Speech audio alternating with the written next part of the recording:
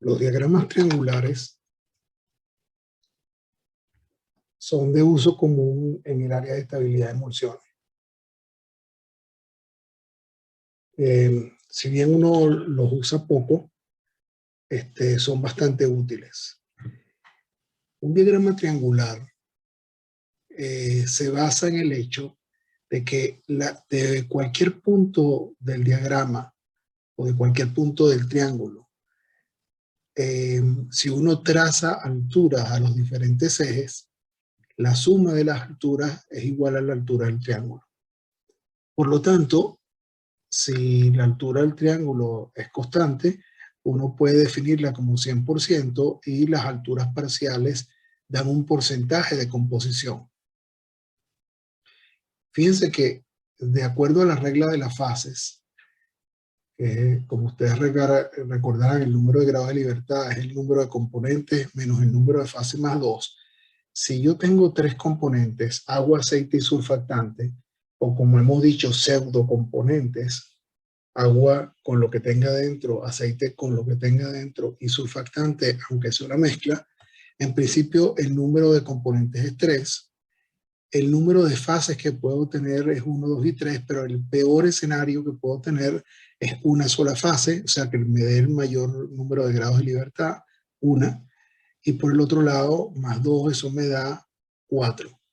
Eso significa que para yo poder representar un sistema en un diagrama de esto, yo requiero mantener al menos la temperatura y la presión constante, de manera que sean 2 variables las que tengo que representar en el plano. Dense cuenta que la tercera viene dada por defecto, en el sentido de que si yo tengo un sistema de 3 componentes y tengo la composición de los otros 2, la del tercero sale del total. Entonces realmente lo que se necesitan son, para T y P constantes, esto disminuye en 2 y lo que necesitas son 2 variables para hacer la representación triangular.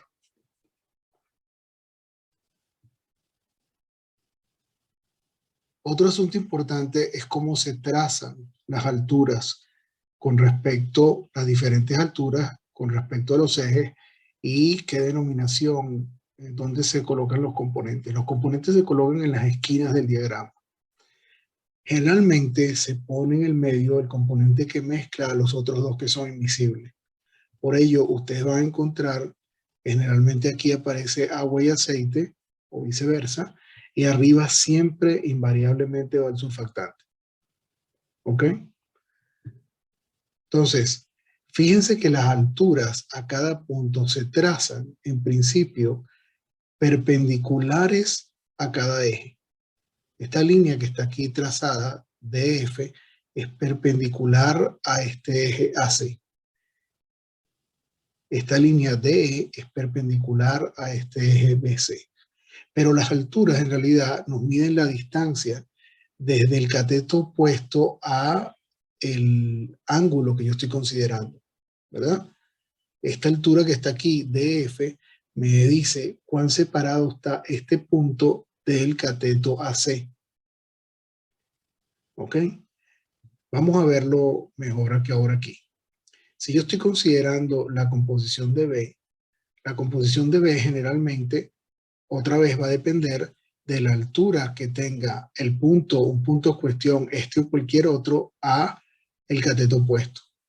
¿Por qué? Porque la mayor altura que se puede tener es desde este punto medio hasta B, sería la altura total del triángulo. ¿Ok? Entonces, si yo estoy parado a una cierta distancia, tengo una cierta altura, a mayor distancia, más altura, más altura, más altura. Para poder representar la altura, la composición de B, que se hace justo antes del vértice en el cual se coloca, se rotula como B, yo trazo simplemente paralelas al cateto opuesto. Entonces, como ustedes ven aquí, en principio, en este cateto, la composición de B sería 0. Si yo parto esto en 4 partes, entonces la primera línea representaría paralela representaría 25%, la segunda 50%, la tercera 75%, y aquí tendríamos 100% de B. Es decir, cuando la altura medida hasta acá es la mayor posible. Normalmente tengo una cierta composición que tiene A, B y C. Si yo voy a medir la altura con respecto a A, otra vez va a depender de cuán separado está el punto de este cateto que está aquí, del cateto opuesto. ¿Cómo hago yo eso? Bueno, ¿cómo la mido? Bueno, trazando paralelas a este eje BC, ¿ok? Al cateto opuesto a A, aquí las tengo, y en principio rotulo justo antes del vértice de A, ¿ok? Entonces, si estoy parado a altura 0, el porcentaje de A va a ser 0%, y a medida que me voy moviendo hacia arriba voy teniendo cada vez más A. Y lo mismo ocurre con el eje C, con el componente C, ¿ok? De nuevo, en principio, la composición, lo que yo dibujo sobre el diagrama, dado que es un diagrama de fases, son composiciones al equilibrio. Fíjense que en principio un punto solo me dice la composición, ¿verdad? ¿Cuánto de A, B y C tengo? Solo una vez que pinte las líneas que separan la fase es que voy a saber a qué fase corresponde eso. Pero otra vez el diagrama pertenece a equilibrio.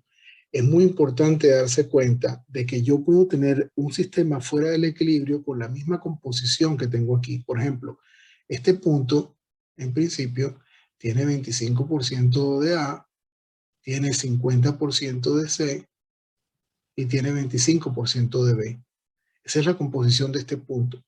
Ahora, en el equilibrio, él va a pertenecer a una cierta fase, pero fuera del equilibrio, si yo mezclo agua, aceite y surfactante, yo voy a tener una emulsión que está fuera del equilibrio, que por lo tanto, en principio, a ella no le corresponde un punto en el diagrama de fase, pero su composición sí va a corresponder a ese punto del diagrama. Entonces, el concepto de diagrama de fases triangular se va a extender un poco más allá para relacionarlo con estabilidad de emulsión. Este que está aquí es un ejemplo típico. Agua, éter y acetona. En principio el agua y éter no se mezclan, pero si yo pongo suficiente acetona, es decir, si la composición, si la altura con respecto al cateto opuesto es grande, grande, grande, yo logro con acetona mezclar el agua y éter. Entonces, en la parte de arriba yo voy a tener una sola fase que contiene agua, acetona y éter. Y sin embargo, si yo bajo la cantidad de acetona, yo voy a tener dos fases. Voy a tener la acetona dividida, repartida entre agua y éter, pero en esta zona por debajo de la línea bimodal voy a tener dos fases. ¿Qué composición tienen esas fases? Entonces, como se ve aquí, por ejemplo, para un punto G específico, las curvas de reparto marcan la composición para un sistema que esté en esta zona de dos fases. En principio, si esta es la línea de reparto, este sistema va a tener una fase con la composición H y una fase con la composición F. Dense cuenta que dado que la altura mide la composición de acetona, el sitio hacia donde abre la curva, el vértice hacia donde abre la curva es la que tiene más acetona. En esta fase que tengo aquí, tengo en principio mayoritariamente éter. ¿Por qué? Porque la composición del éter se mide aquí y estoy teniendo una altura bastante grande para llegar al punto H, ¿ok? Y por el otro lado, esa es la fase que tiene más acetona, porque mientras esta es la altura que me determina la cantidad de acetona en H, esta es la altura que me determina la cantidad de acetona en F. ¿Ok?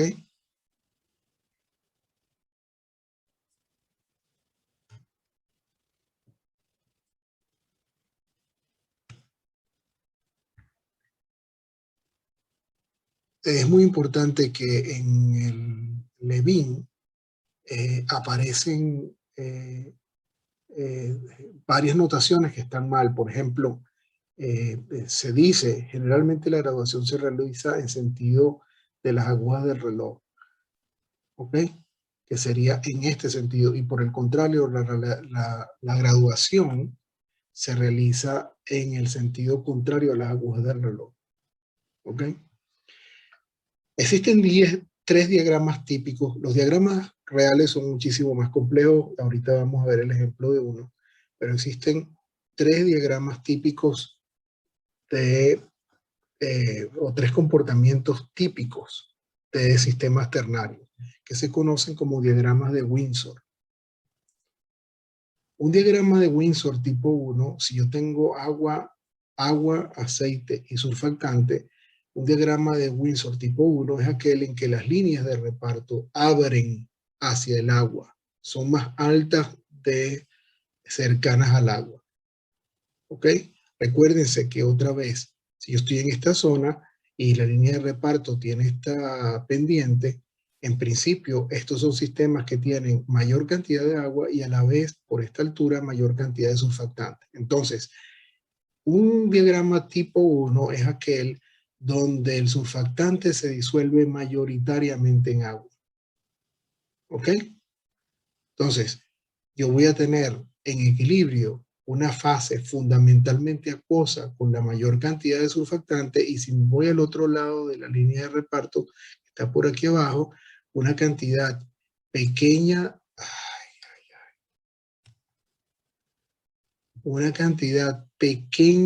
de surfactante disuelta en una fase mayoritariamente de aceite, ¿verdad? Porque otra vez la concentración de aceite se mide aquí y una altura a este punto lejos es grande con respecto a aceite. Entonces, yo tengo aquí en esta región, sobre esta curva binodal, yo tengo un sistema con mucha agua y mucho surfactante y un sistema con mucho aceite y poco surfactante.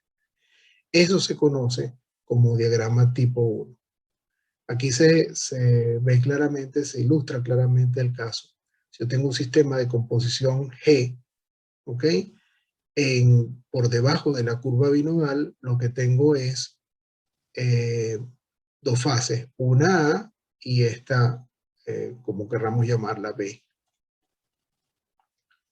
Si por el contrario yo tengo, entonces fíjense que existe una regla mnemotécnica muy sencilla, producto del comportamiento de la línea de reparto, y es que hacia donde abre la línea tengo más surfactante.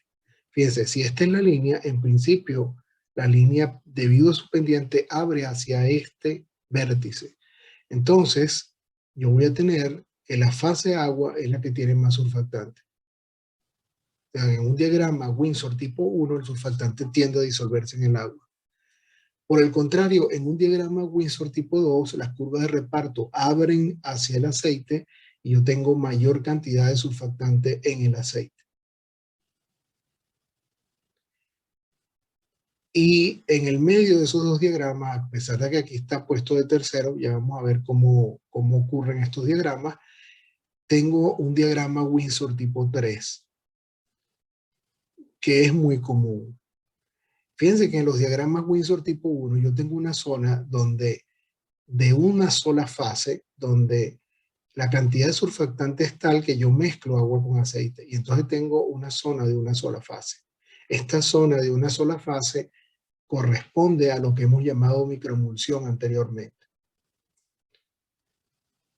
Después hacemos una salvedad sobre los sistemas que están aquí, que también se conocen como microemulsión, pero en principio esta fase única termodinámicamente estable es una fase de microemulsión. Esa fase también ocurre en el diagrama Windsor tipo 2. En el diagrama Windsor tipo 3 ocurre, pero ahora hay una complicación adicional.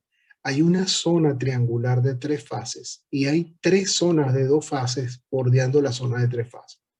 Entonces yo puedo tener o una fase, o 2 fases, o 3 fases. Y otra vez, en cada una de las 2 fases, al igual que en esta zona por debajo de la curva binodal, yo tengo líneas de reparto que me dicen cuál es la composición de los sistemas aquí.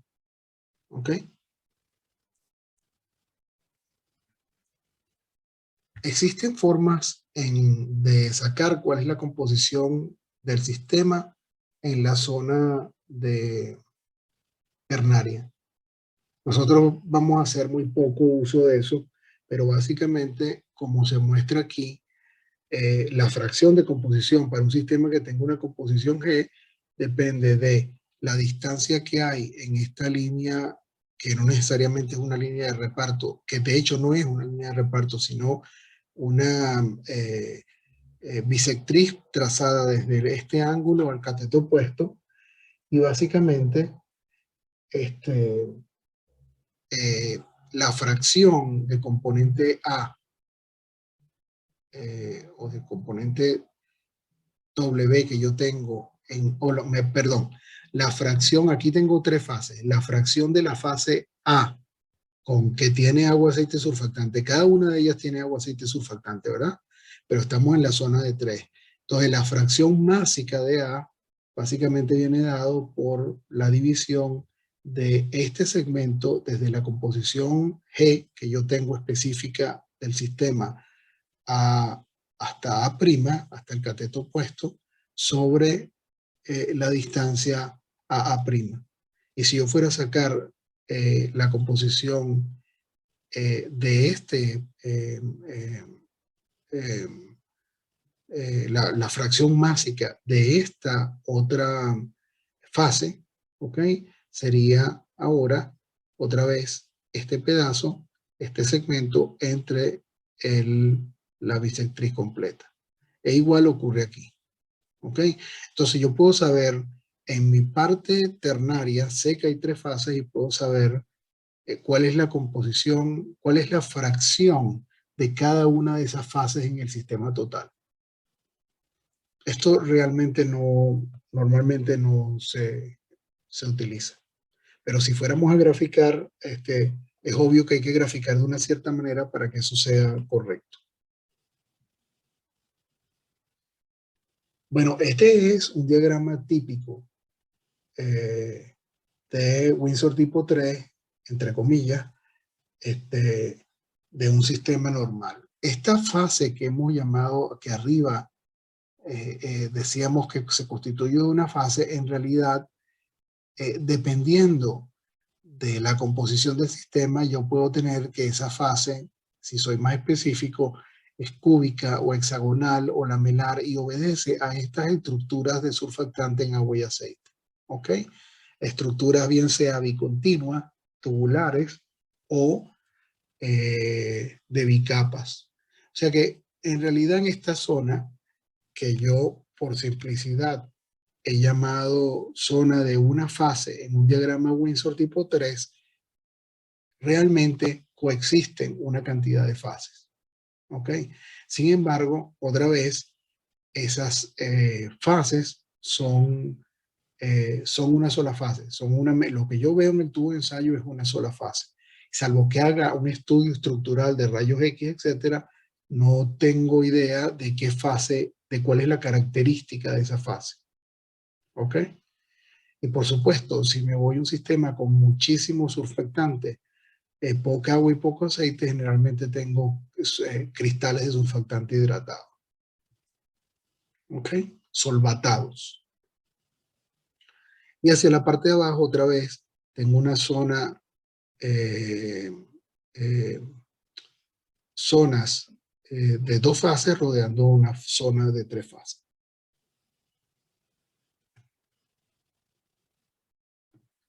Bueno, así como se definió el HLB de una manera práctica, desde el punto de vista teórico, un concepto similar o de igual importancia es la R de Windsor. La R de Windsor lo que mide es el cociente entre la interacción del surfactante con el aceite y la interacción del surfactante con agua por unidad de área interfacial. Esa unidad de área interfacial es dificilísimo de determinar, hay que hacer algún tipo de aproximación. Fíjense que aquí para surfactante normalmente se utiliza la letra C. o fue la que utilizaron originalmente Burrell y el otro autor francés. El caso es que esa C, y aquí está la definición, se refiere a la interfase formada por el surfactante eventualmente moléculas de consurfactante. Pero es a la zona, a veces se refiere a la zona interfacial o a veces se refiere al surfactante propiamente dicho. O sea, cuando yo vea esta C, normalmente me estoy refiriendo al surfactante en la zona interfacial.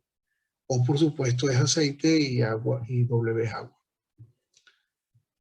Entonces, otra vez, vamos a, este es un diagrama Windsor tipo 1, ¿verdad? En un diagrama Windsor tipo 1, como yo les decía, hay una fase que tiene mayoritariamente aceite y casi nada de surfactante. En ese caso, esa fase es de aceite en exceso. Perdón, estoy hablando por debajo de la curva binodal, obviamente, ¿no? Y la otra fase, digamos, para un sistema que tiene esta composición, una composición, cualquier composición a lo largo de la línea de reparto, esta otra fase tiene mayoritariamente el surfactante, como dijimos. Dado que por lo general esa composición del surfactante allí es superior a la concentración micelar crítica, es generalmente o bien tenemos micelas o bien tenemos gotas. Dense cuenta que en estos sistemas ternarios tenemos aceite también. Entonces, si existe una micela, la micela es una micela, lo que uno llama micela hinchada. Es parecido a una gota, pero en principio es nada más una micela que absorbió aceite en su interior. ¿Ok? Ahora, cuando uno se refiere, así como nosotros llamábamos la parte de arriba, una parte de una fase y una microemulsión termodinámicamente estable, también es cierto que este sistema que tiene esta composición, que justamente está en el límite, en el borde entre la microemulsión y la curva binodal, también se conoce como microemulsión. En este caso, si el surfactante está mayoritariamente en el agua, se dice que eso es una microemulsión de agua en aceite. ¿Y por qué se llama microemulsión también? Porque es termodinámicamente estable. O sea, si bien en el caso de la microemulsión típica, que queda en la parte de arriba del diagrama, tenemos una cantidad de surfactante gigantesco, en este caso, tenemos una cantidad de agua muy grande y tenemos micelas hinchadas que han absorbido aceite. Pero ese es un sistema estable termodinámicamente también. Entonces, a ese sistema, cuando uno se refiere a él, se conoce como microemulsión OW. En este caso, si el surfactante está mayoritariamente en el agua, quiere decir que su interacción con el agua es más favorable que su interacción con el aceite. Entonces, si yo llamé R de Windsor a la energía de interacción del surfactante con el aceite sobre la energía de interacción del surfactante con agua, este valor va a ser más grande, lo cual significa que la R de Windsor tiene un valor menor que 1. Si por el contrario, la interacción con el aceite es más favorable que con el agua, este cociente va a tener un valor mayor que 1, la R de Windsor es mayor que 1, y en principio tenemos en el diagrama un Windsor tipo 2.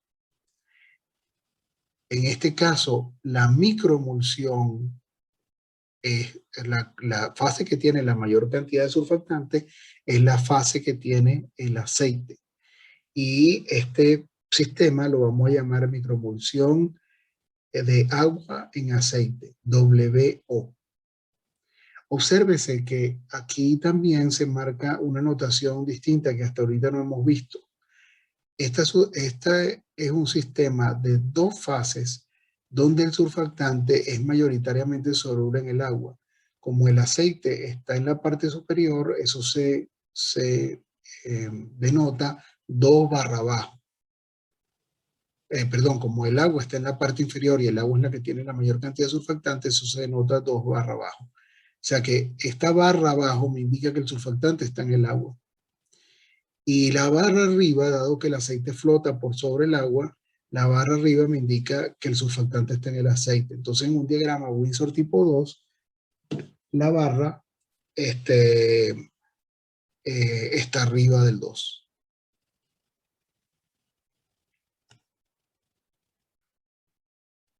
Y, por supuesto, así como hay un R menor que 1 y un R mayor que 1, hay un R igual a 1.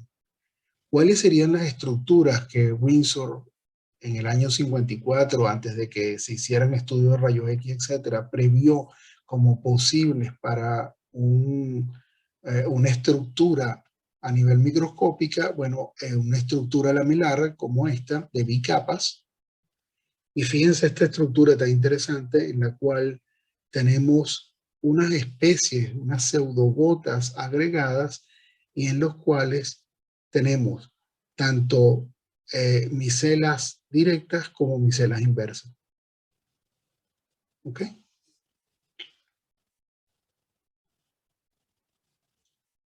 La R de Windsor además puede serse más específico en la interacción, en la especificación de la interacción del surfactante con agua y el surfactante con aceite. Y encima puede corregirse por la energía cohesiva del aceite o la energía cohesiva del surfactante. Fíjense, esto que sale aquí es la energía de interacción de la parte lipofílica del surfactante con el aceite, la energía de interacción de la parte hidrofílica del surfactante con el aceite. Esto es lo que antes teníamos como energía de interacción del surfactante con el aceite. Y abajo aquí tenemos energía de interacción de la parte lipofílica del surfactante con el agua y energía de interacción de la parte hidrofílica del surfactante con el agua. Pero ahora, adicionalmente, en esta fórmula hemos corregido por el hecho de que el aceite va a tender a estar con el aceite y la parte lipofílica del surfactante, es decir, las colas del surfactante, también van a tender a estar unidas. Entonces, el resultado de la R de Windsor no solo depende de la energía de interacción del surfactante con el aceite, sino la energía de interacción, sino que también hay que compararla con la energía de interacción del aceite con el aceite y del surfactante con el surfactante. Si estas energías fueran muy grandes, la interacción del surfactante con el aceite sería mínima. Igual cosa ocurre en el agua. En principio, esta es la energía de interacción entre el surfactante y el agua, pero a eso le estamos restando la energía cohesiva del agua y la energía de interacción de la parte hidrofílica del surfactante con ella misma. Esas energías están ejemplificadas aquí, ¿ok? Fíjense, esto es lipofílica del surfactante con lipofílica del surfactante, hidrofílica con hidrofílica, y ahora vamos con aceite, por ejemplo, aceite lipofílica del surfactante, que es esto, LC, lipofílica del surfactante con, perdón, esto es agua, disculpen, estas moléculas son las de agua. Aquí vemos hidrofílica del surfactante con aceite, esta es la parte hidrofílica y este es el aceite. Hidrofílica del surfactante con agua es esta, y están las que son del surfactante con el aceite, ¿no? Si yo tengo esta zona, vean aquí, bueno, esta creo que la habían visto, lipofílica, y este es lipofílica del surfactante con el aceite. ¿Ok? Igual, la R de Windsor, que debería tener valores iguales a 1, mayor que 1, menor que 1. Una cosa muy importante que quiero resaltar es que cuando uno utiliza un programa típico de química computacional para evaluar la energía de interacción de una cadena hidrocarbonada con agua o con alcano, todas las energías son negativas. Igual, si yo agarro una cadena de oxietileno y veo su energía de interacción con agua y su energía de interacción con cadenas alquílicas, todas las energías de interacción son negativas. En otras palabras, el problema de solubilidad no es que existen unas energías negativas y unas energías positivas. Todas esas energías de interacción son negativas. El problema es que cuando comparamos la interacción de la molécula de surfactante con agua y aceite, tenemos que compararla contra la energía cohesiva del aceite y la energía cohesiva del agua. Y si esa interacción es mayor que las energías cohesivas, esa molécula se disuelve, bien sea en agua o en aceite o en agua.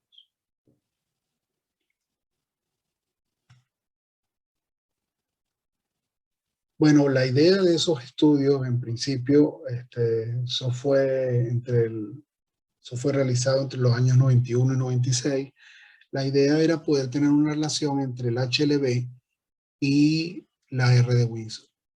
Sin embargo, lo que se logró es una relación entre el HLB y una R modificada de Windsor, en la cual las energías cohesivas aparecían con signo cambiado. En principio nosotros creímos que era un error de definición, etcétera, pero no. La única relación lineal que la obtuvimos de esta manera. Nosotros llamamos a eso R modificada. Fíjense que el HLB, dijimos que la escala va entre 1 y 20, por lo tanto el valor medio es 10. 10 debería corresponder a un valor de la R de Windsor de 1. Aquí está por debajo de 1, no cuadra exactamente, pero está suficientemente cerca de la línea. Y la regresión dio bastante buena, como se nota allí. Entonces, ¿cuál era la idea? De que, ¿cómo se hace esta curva? Uno tiene los valores de HLB y las energías las mide. Entonces, ¿qué era lo bueno de eso? Bueno, yo ahora invento una molécula distinta o sintetizo una molécula distinta, mido la energía de interacción y me vengo directamente y digo cuál es su HLB. Eso era lo que queríamos que ocurriera.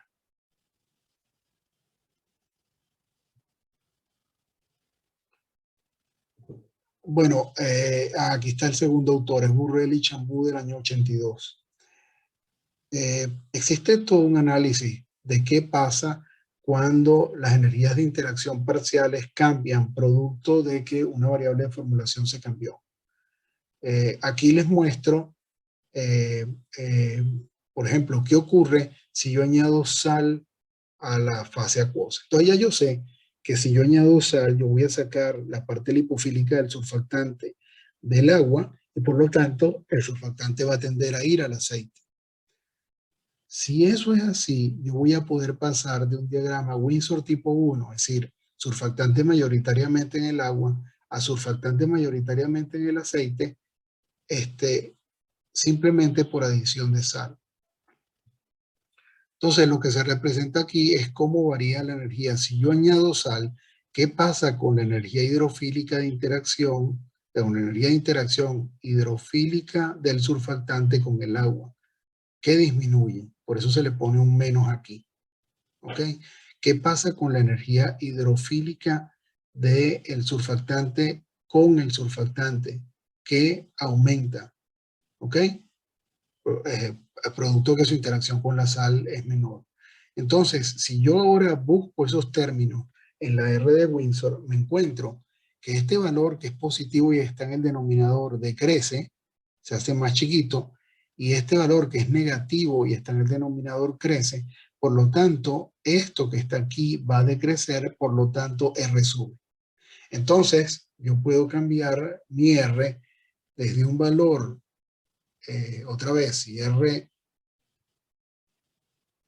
es la interacción del surfactante con el aceite sobre la interacción del surfactante con agua, yo puedo cambiarla desde un valor que, un determinado valor que corresponde a que la energía de interacción con agua es mayor que con aceite, hasta un valor en el cual la interacción es mayor con aceite, producto de la modificación de estos dos términos, yo básicamente boté al surfactante del agua. Entonces, si este valor disminuye y este valor aumenta, la R crece. Eso básicamente es lo que significan estos símbolos. A mí realmente, salvo por el análisis de los diagramas de Windsor, que son muy claros en cuanto a la relación entre R con el diagrama, este tipo de análisis un poco más exquisito de términos dentro de la R de Windsor y su influencia en la modificación del comportamiento de fases, me resulta bastante complicado, pero hay que entenderlo. Solo resalto dos cositas más. Una de ellas es que si yo añado alcohol al sistema, yo puedo, fíjense, pasar de surfactante de un sistema Windsor tipo 2 a un sistema Windsor tipo 1 o de un sistema Windsor tipo 1 a un sistema Windsor tipo 2. Y es algo que ustedes se deben aprender. Los alcoholes de bajo peso molecular, esto es algo que se encuentra experimentalmente. Después hay explicaciones de que si los alcoholes son cosurfactantes o son lo que se llama enlazantes lipofílicos, lipophilic linkers, o como ustedes lo quieran ver, pero desde el punto de vista experimental, si yo utilizo un alcohol de bajo peso molecular, queriendo decir un alcohol de 4 unidades, de 4 carbonos o menor, es decir, algunos de los isómeros del butanol, propanol, etanol, metanol, yo voy a hacer que el surfactante en principio se vaya hacia el agua. Y en cambio, si utilizo un alcohol grande, generalmente isopentanol, pero si utilizo pentanol, hexanol, heptanol, etcétera, yo voy a hacer que el surfactante se vaya hacia el aceite. De hecho, cuando yo tengo un surfactante iónico, la única manera de que yo lo saque del agua y lo meta en el aceite es primero formando micelas inversas, pero micelas inversas hinchadas que tengan agua en el medio y a través de dos cosas. Una, aumentando la salinidad a valores bárbaros y añadiendo un alcohol de alto peso molecular. Si yo no tengo un alcohol de alto peso molecular, el surfactante no se va a ir al aceite, no importa la cantidad de sal que agregue. O sea que esto es algo que desde el punto de vista práctico deben aprenderse.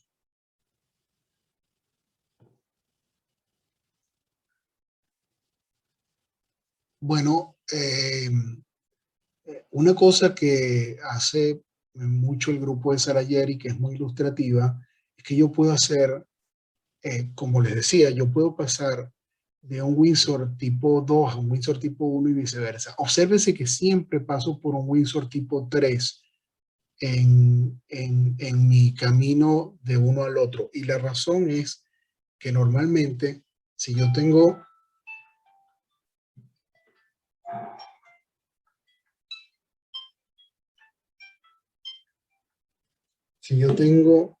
una R de Windsor que es mayor que 1 y voy a pasar, que es menor que 1 y voy a pasar a mayor que 1 o viceversa, necesariamente tengo que pasar por el valor de 1. Y el valor de 1 corresponde, estoy aquí, a un diagrama Windsor tipo 3. Entonces, para llegar de aquí a aquí o de aquí a aquí, yo necesito pasar por este diagrama.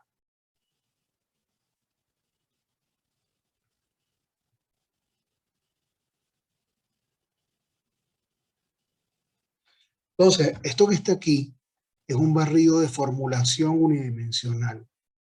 En este caso se está cambiando el número de carbonos del aceite. Dice alkane carbon number. Realmente, cuando uno cambia el número de carbono del aceite, realmente cambia el sistema. Porque si yo parto de hexano y después uso heptano y octano, etcétera, etcétera, en realidad yo estoy cambiando el sistema completo.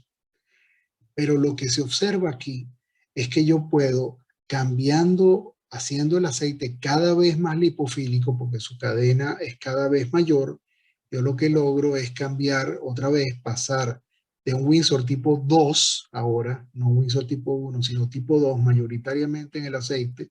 Recuérdense la regla de que abre hacia el aceite, a un Windsor tipo 1 mayoritariamente en el agua. O sea que así como yo con la sal boto al surfactante del agua, con un aceite cada vez menos polar, boto al surfactante del aceite. ¿Ok? Entonces, esto que está aquí es lo que se ve en los tubos de ensayo. En los tubos de ensayo yo veo aceite y agua, después veo formación de la microemulsión y después veo otra vez aceite y agua. Pero fíjense cómo cambia el diagrama.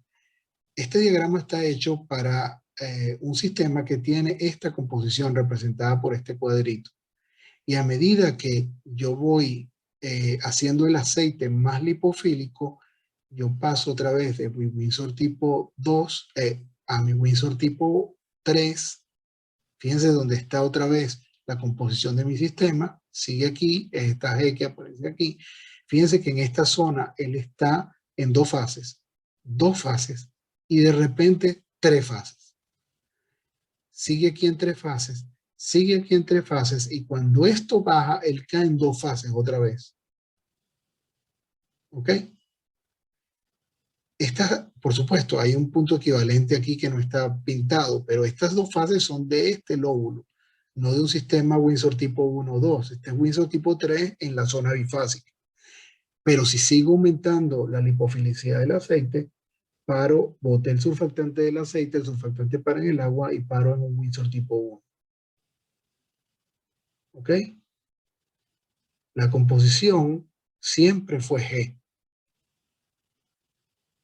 pero el diagrama de fases me cambió producto de que cambié el número de carbono del aceite. Lo mismo, estos barridos de formulación pueden ser hechos con sal, con temperatura, con cantidad de alcohol, etcétera, etcétera, y el comportamiento general.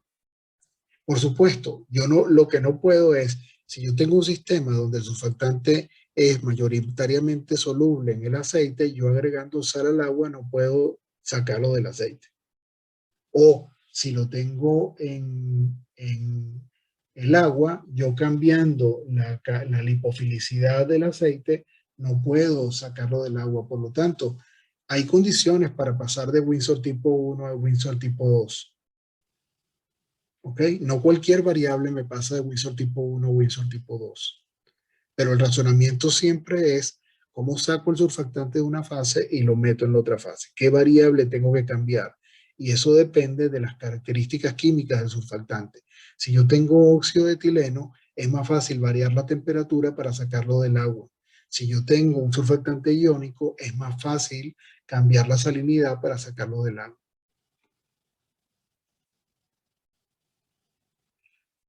Bueno, así como existen diagramas ternarios y uno puede ver las transiciones entre las fases, de 2 fases, una fase, como un cruce de las líneas binodales, también yo puedo graficar la concentración de surfactante contra alguna variable de formulación, como decía ahorita, por ejemplo, la salinidad.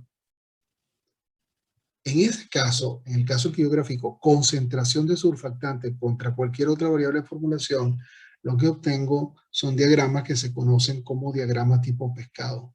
¿Ok? Fish diagram. Y la razón es que esta curva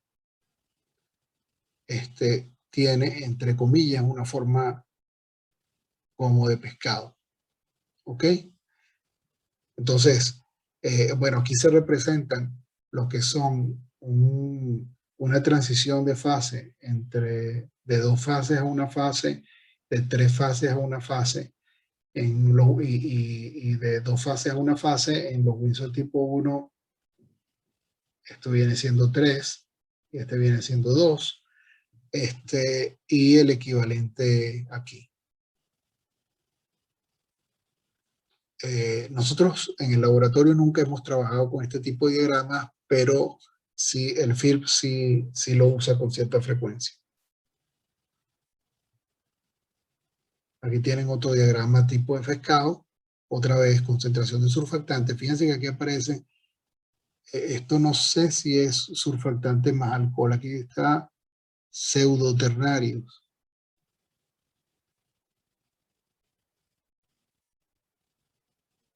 Pero no me dice quién es A. No sé si es alcohol u otro consurfactante. ¿Ok? Pero es la concentración total de surfactante más consurfactante. Y aquí una variable de formulación que en este caso es la salinidad. El caso anterior era salinidad también. ¿Ok? Fíjense que los diagramas correspondientes ternarios son bastante más complicados que Windsor tipo 1, 2 y 3. Así son los diagramas reales realmente.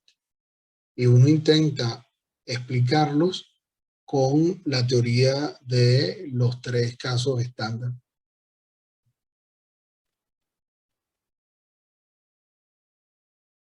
Bueno, un último concepto que es muy importante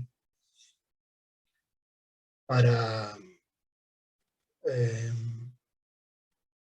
eh, surfactantes no iónicos, es la temperatura de inversión de fase, que fue un concepto introducido por Shinoda en el año 67. Y lo que observó Shinoda era que básicamente, otra vez, cuando yo subo la temperatura, yo saco el surfactante, un surfactante que tiene cadena de oxietileno, lo saco del agua y lo mando al aceite. Entonces, voy a terminar la clase con, de la misma forma que la empecé.